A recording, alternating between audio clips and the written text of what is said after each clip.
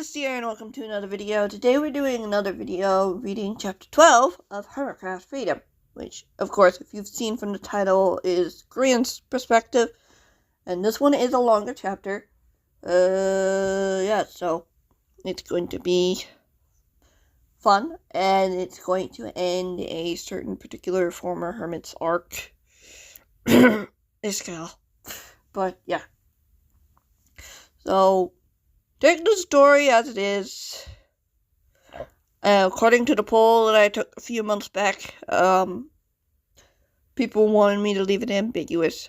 So, his fate is ambiguous in the story, but if you know the characters of my world and universe, you might have a good idea of what his fate might be. But if you don't, you don't need to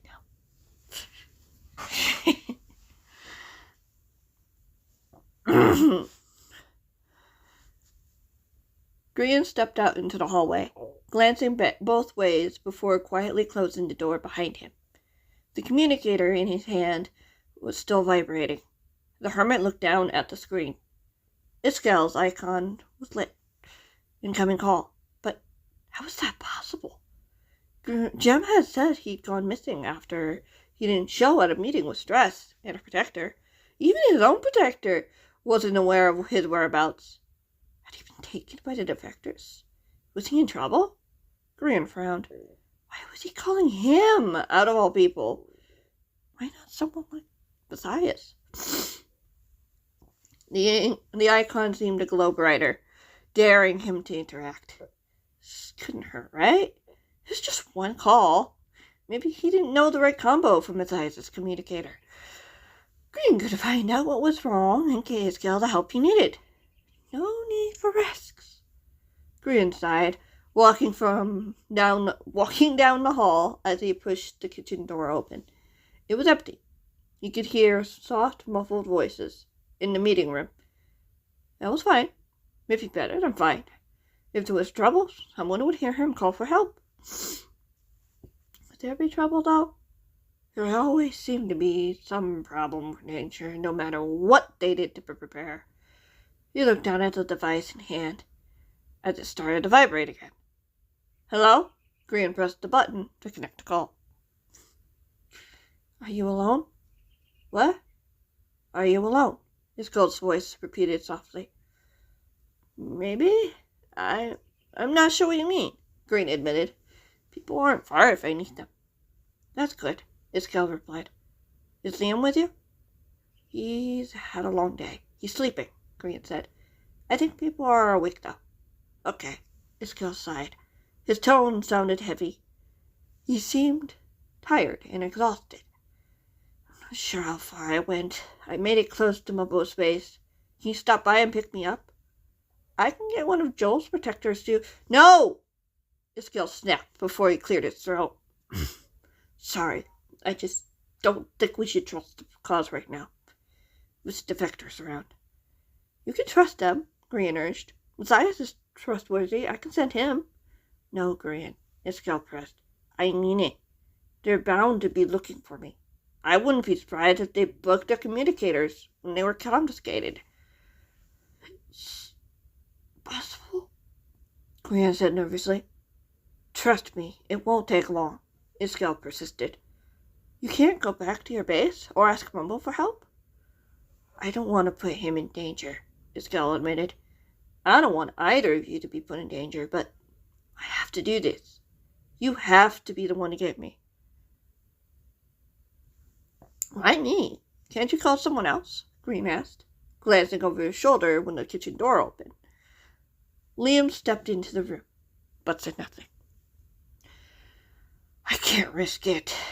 There's not much time, Iskel urged. You won't be gone long. No one will even notice. I'm not going without my protector, Grian warned, noticing Liam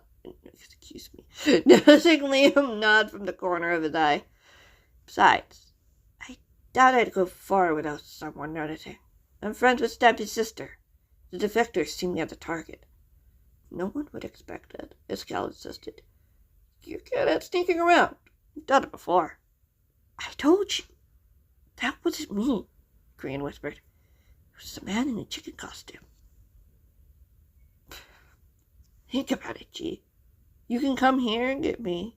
We can find a safe place to hide, and you can return to the base. No one would notice you were gone. Liam would, Sam said. What? Grian said. So what? It's not like you haven't run off without your protectors before. It's much more dangerous now. We don't know what's out there, or what our enemy is capable of. They've already successfully attacked the base twice. I can't leave without Liam. I can't. Fine, then bring him along, Iskall groaned. If you trust he won't give us away. He won't, Grian promised, looking over at the young man. Liam wore a frown, his brows furrowed. You should probably get here soon, Iskall insisted, as the kitchen door opened again. Impulse and Blake walked into the room. Is everything okay? Impulse mouthed. Grian shook his head. Iskall's over by Mumbo's base. He seems to think the defectors are looking for him. He wants me to get him. Impulse nodded solemnly. Just you? Yeah. Doesn't trust the cause. I don't blame him. Grian, you need to hurry. Iskall broke through the tense silence. I'm hiding in a cave north of Mumbo's base. I think they're close. I don't know what they're doing, but they're planning something. You think they might be going after Mumbo? Grian asked warily. It makes sense, wouldn't it? You're good friends. They'd want to use him to lure you out. Then maybe I should ask Clara. No, Grian. It would be too obvious. It'd give me away. But if they attack Mumbo, Grian swallowed, looking over at Impulse nervously. The older hermit crossed the room, standing beside him. Skiz is getting Clara as we speak. Impulse carefully pried the device from Grian's hand, examining it. We'll figure this out. I know. Grian looked down at the hardwood floor of the kitchen. Why are they going after our friends if they could just recapture us again? Impulse shrugged, handing back the device. Grian held it firmly in hand. The skill's icon was still glowing. Seemed that the men hadn't turned on the door yet. But if they were nearby, then they'd be able to. Iskall, Grian said quickly. I'm sorry, I can't risk something like that, but you need to move. They can locate your communicator. A shout filled the speakers as Grian heard an explosion on the other end. His eyes widened as he looked up at Impulse. The men had found Iskall. They had to do something. Grian, wait! Impulse went to grab the younger hermit by the arm, realizing too late what Grian was thinking. Before Grian knew it, he was outside, grabbing his elytra and rockets as quickly as he could. Grian, wait! We need to think about this first. Impulse burst out of the kitchen right behind him. There's no time. Technically, it's out of the back door right behind him, but that works too.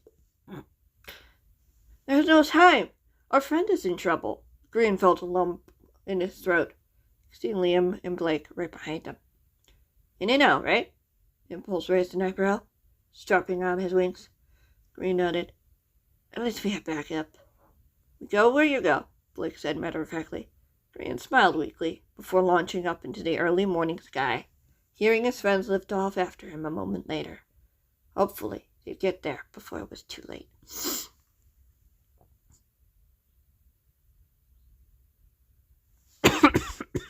Excuse me. Grian flew over the forest of oak and birch trees, north of Mumbo's Bay. For the moment, everything seemed quiet and still, apart from the billow of smoke ahead. Grian headed in that direction. He could make out the remains of a cave. The roof of the cave had been blown off as Grian landed gracefully on top of one of the trees. You see anything? Grian whispered, peeking over the leaves to get a better look at the mess. The cave seemed to go down deeper into the mountain. Maybe Iskall was able to escape the blast. Maybe the defectors were inside looking for him. Unease rippled through him as he put his hand on the hilt of his sword. They might have to fight their way through to rescue Iskall.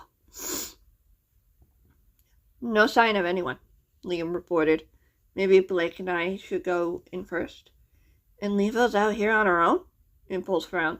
There might be more Yeah, excuse me. They might have more of their buddies scouting around these trees, or back at their camp. They'd pass up on easy pickings of 2 friends of a supposed traitor. Liam sighed. I suppose not.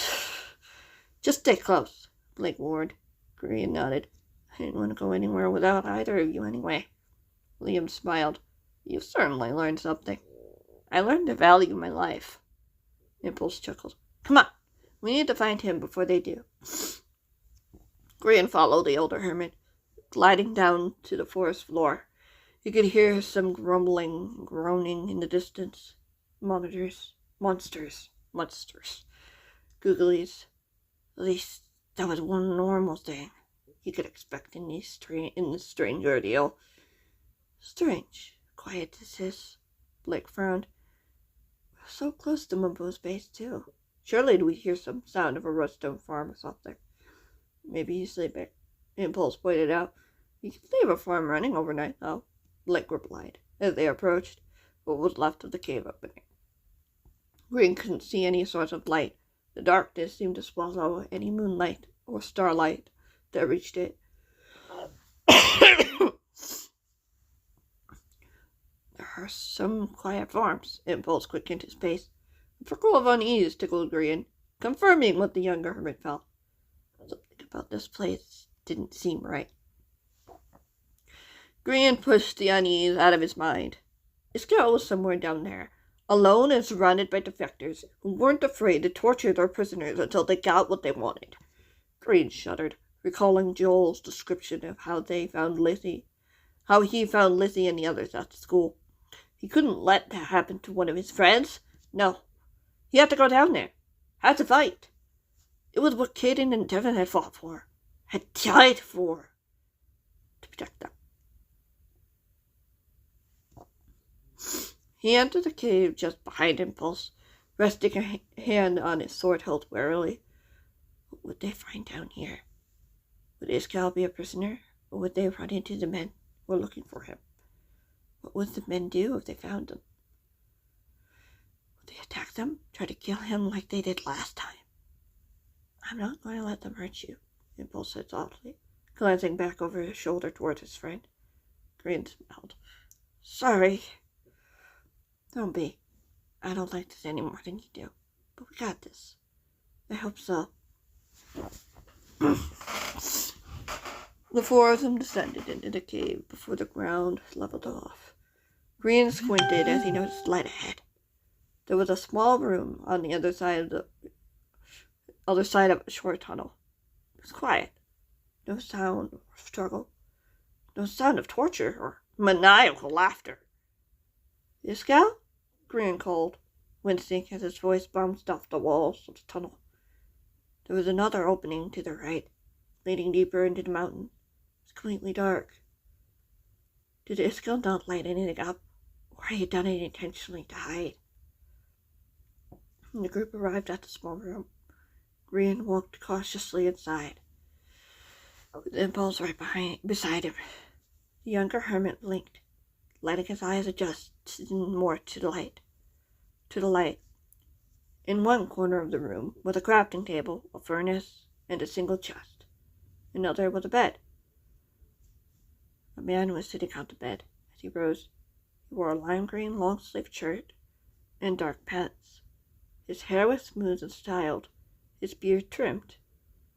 His emerald monocle glittered in the torchlight as he smiled. The smile almost looked sad. You came. You were in trouble, Impulse said simply. We don't leave our friends behind. That's good, Iskel said dryly, looking over at the 2 boys behind the hermits. You brought your protectors, Izzy. There wasn't much of a choice, Blake said simply. Not after the last 2 attacks at the base. I guess that's only fair, Iskel shook his head.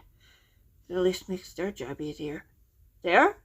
Grian frowned, just as he heard pounding footsteps from behind. He whirled around just as Hinterpearls flew through the air. Liam and Blake stepped back from the tunnel entrance, swords raised, swords extended. I don't think that's going to help you here, A cold voice chuckled as a shiver ran down Grian's spine. She knew that voice. Grian! Impulse warned, groaning in pain. Grian turned in time to see the older hermit tumble to the ground. One of the defectors on top of him. A headband was strapped around his forehead, as it glowed bright blue. Grian charged toward his friend, yelping as arms grabbed him as something cold snapped around his forehead. Did you miss me? A voice whispered into the hermit's ear. Grian squirmed, trying to escape, but the man held firm, covering his mouth with a white cloth. A strangely sweet smell filled his nose as Grian struggled harder. Help! Please, somebody help! Don't knock them out completely, the scout warned. Grian gasped as the cloth was pulled away. You don't want to have to carry them back. What are you doing? Grian demanded, wincing, as the headband hummed a warning. These men want to kill us! No, not yet. The man holding him chuckled, shoving him against the stone wall. Grian grunted in pain, his arms pinned behind his back as his captor bound him. A lump formed in his throat as he spotted the boys. Liam and Blake were both on their knees, their arms bound. There was a bruise forming on Blake's left cheek and a cut on Liam's lip. You had plans to deal with traitors like you. I don't think you were in a place to call him that, Rob. Impulse narrowed his eyes. He was also on his knees. Half of his face was starting to bruise. Not after what you did. We all have our reasons, don't we, Isgal? Rob boasted. Isgal only gave a grim nod. So you've got nothing to say now? Nothing to say to your friends? Impulse snapped, moving his attention to their friend, or Grian thought was their friend. Sometimes you have to make the hard decisions, Rob said calmly, tightening his grip on Grian as he pulled him from the wall. The small room was now crowded with defectors. Some of them shared Gerald's stormy angry gray eyes. Grian swallowed. Did Gerald know this was going to happen? I had no choice, Isgal stammered. I had to. Why? Grian pressed. Why would you do this? We can't win this fight, Grian. Can't you see that? Isgal met his gaze. His dark eye seemed like a hole to the abyss, never ending. No matter what we do, someone will always try to take away what's ours. I was only trying to do what I thought was best for the other hermits. More like what was best for you, Impulse said coldly. You betray Stress. She was worried about you. A sad look crossed on the man's face. I couldn't let anything happen to my friends. But we are your friends, Grian protested. Isgal shook his head, his expression grim. I'm not friends with traitors. Stampy didn't betray anyone, Grian pleaded. What would you do? Isgal narrowed his eyes. He's hiding something, and those men want to find it. But first, they need to know where to find him. Or lure him out. And how do you think you'll do that? Impulse demanded. I'm done here, Isgal scowled. I've done my part of the deal. Deal? Grian squeaked. One of my men will take you to a safe haven. No one else will bother you there. Rob nodded toward the cave entrance. How can you be sure they won't go back on their word? Impulse insisted. Gerald kept his word, Rob said simply. We do the same. Weeding out traitors, keeping the peace in the world. This isn't peace, Impulse hissed. He jolted when the headband came to life, groaning in pain. I'm reading this after the Hermitcraft charity live stream. It has a whole new meaning. But yeah, if you know, you know. If you don't, something to think about. Because I did not know that when writing these before the Impid's Kids Shockfest. Yeah. Let's continue. Grian always Gerald always believed in cooperation. As long as you do as we ask, no harm will come to you. He's right, his girl said sadly. They left Stress alone after I told them I'd help. But why? Why would you do this? Grian sniffed. The skull shook his head. Some sacrifices have to be made for the greater good. So you just drove away, just like that? Grian asked. You'll understand someday, the skull said, walking past them and towards the tunnel, disappearing into the shadows. Grian blinked back tears. What would become of them now?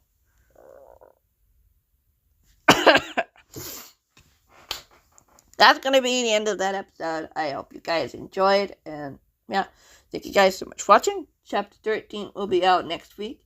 Hopefully. Probably. But yeah.